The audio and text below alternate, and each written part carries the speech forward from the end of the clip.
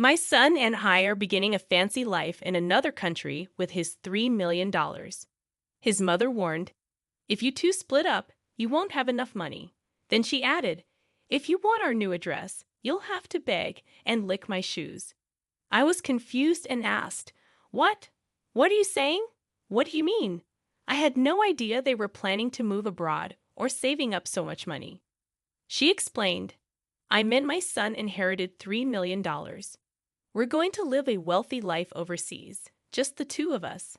Why would my husband leave the country? And why are you talking about $3 million? Why are you being so secretive?" Well, if you're really curious, get down on your knees and beg while licking my shoes, and I might just tell you.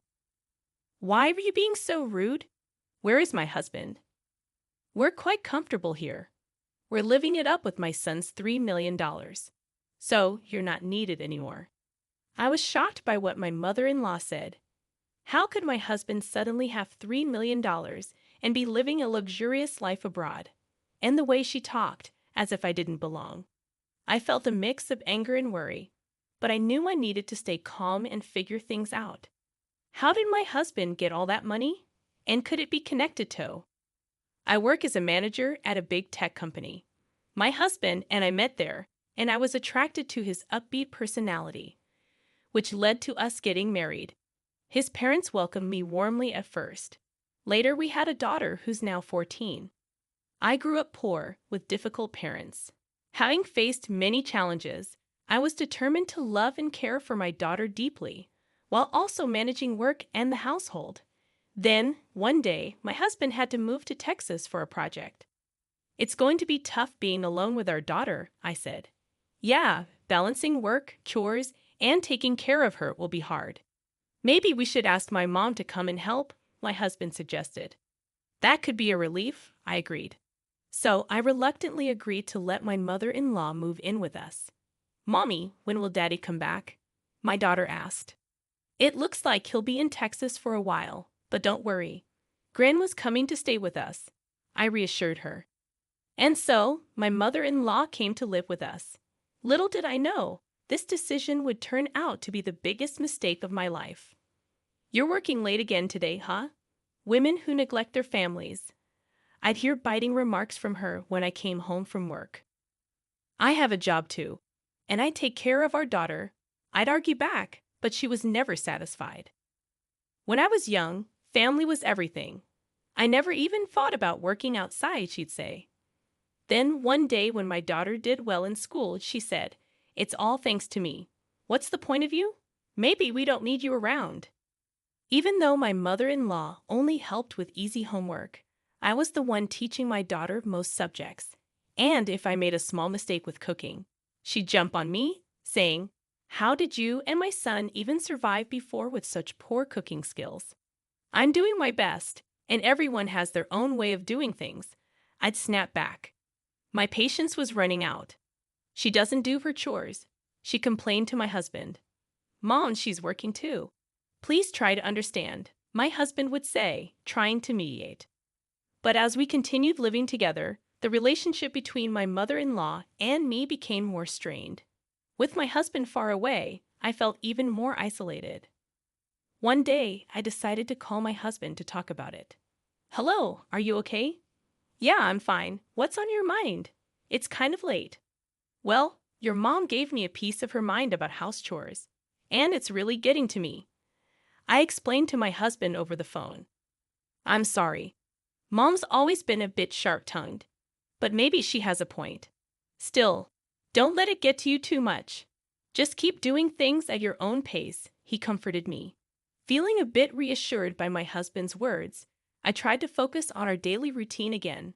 But with my husband away, the pressure from my mother-in-law kept building, and I was getting more and more tired.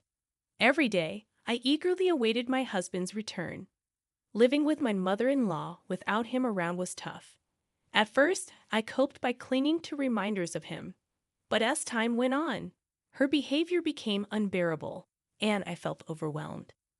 She criticized everything I did, from morning till night. Even when I made my husband's favorite rice dish, she coldly remarked, "This tastes terrible. Who'd eat this?" Whenever I took a short break, she'd scold me, saying, "How can a woman who can't even handle household chores take a break?" I never felt very confident about housework. With my husband, he just laughed off my mistakes. But with my mother-in-law, I felt like I couldn't make any mistakes. I think she treats me this way because she loves her son so much. She can't accept that he got married and moved away from her. This experience made me determined never to become an overbearing parent like her. One day, after treating myself to a small shopping spree at a local mall, my mother-in-law found out about it.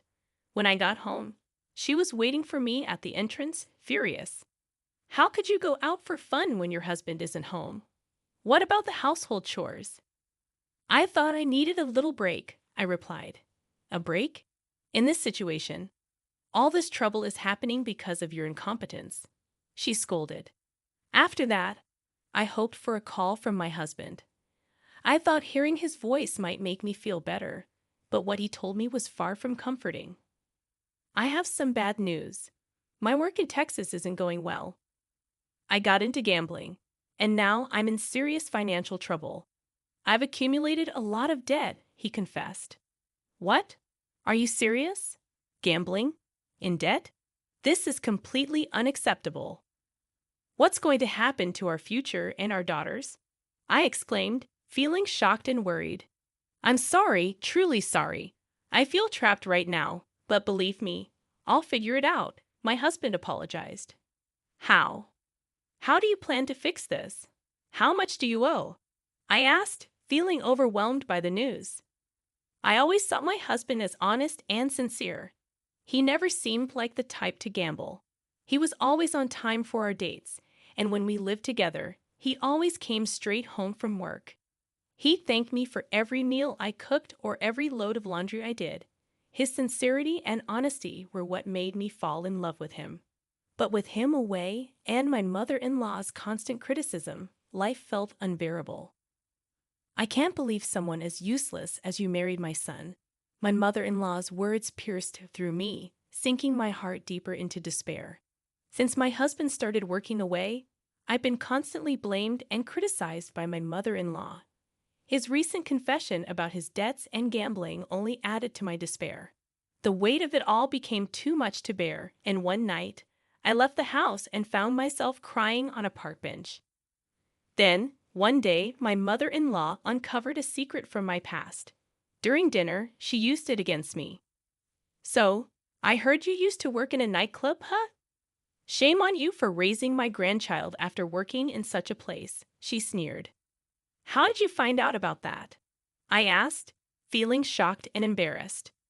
I was telling an acquaintance about how useless my son's wife is and showed them a picture of you.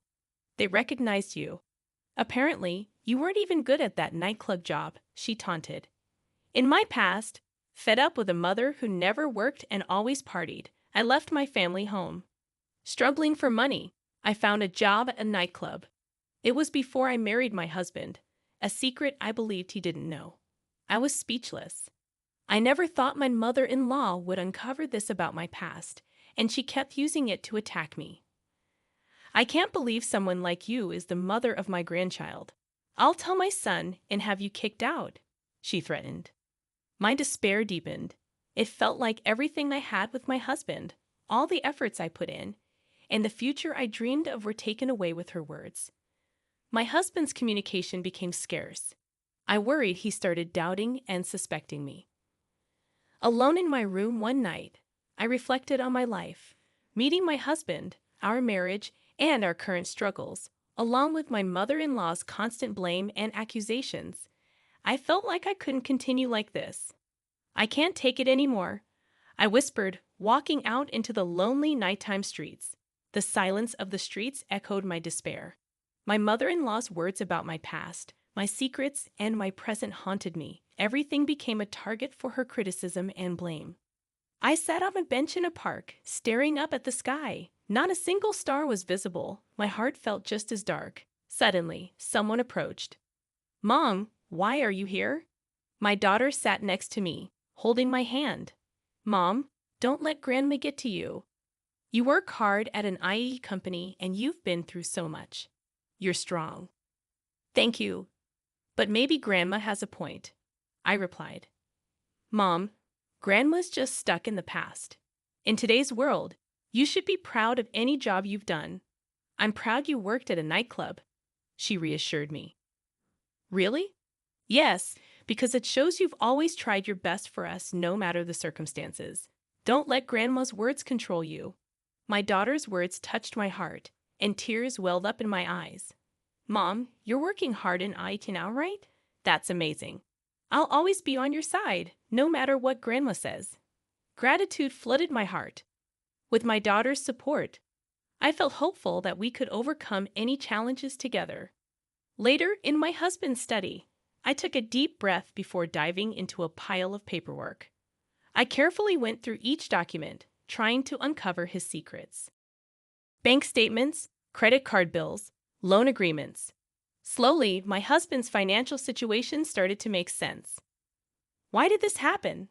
I discovered several receipts from gambling activities, horse racing, slot machines, casinos. It was heartbreaking to think about how much money he had wasted on these activities. Next, I turned on my husband's computer. The password was his birthday, but reversed. His inbox was overflowing with collection emails from financial institutions and messages from friends demanding repayment of loans. Additionally, I found a lot of promotional emails from gambling-related websites. I decided to calculate how much my husband had spent on gambling. The total was a staggering $3 million, far more than I had imagined. Seeing that amount, I felt a moment of panic, but there was no time to waste. I started to plan how to secure funds to support our livelihood. I thought about my savings, the money we could get from selling our expensive electronics and luxury items at home, and the money I had saved from my salary. After that, I kept up with my investigation. Every day, I worked hard, reaching out to financial institutions to understand the extent of my husband's debts and obtaining his credit information.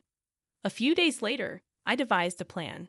I started getting ready to build a life where I didn't have to rely on my husband or mother-in-law, and I also figured out a way to pay off his debts. Using my background in the IT industry, I decided to take on freelance projects. For several days, I built up a portfolio and signed up on a website for freelance jobs. Then, a few days later, I got my first request from a client. This will help a bit with our living expenses, I thought. In between working on projects, I went over our household finances. I canceled unnecessary subscriptions, cut back on unnecessary spending, and found ways to save on groceries. I managed to lower our daily food expenses as much as possible. Also, based on advice from local moms, I participated in a community yard sale. I managed to sell some high-end items and extra electronics we had, making a decent amount of money. A few weeks later, my freelance work was going well, and I felt like my income was becoming steady. By then, I had enough money in my bank account to cover our living expenses. When I got home one day, all of my mother-in-law's things were gone. At the same time, my phone rang. It was my mother-in-law. "Oh, are you back already? You must have noticed our stuff is gone," she said. "What are you trying to say?" I asked.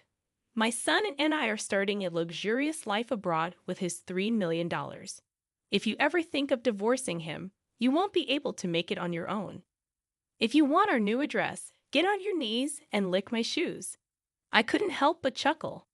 "Actually, that $3 million is a debt," I said. "Stop joking.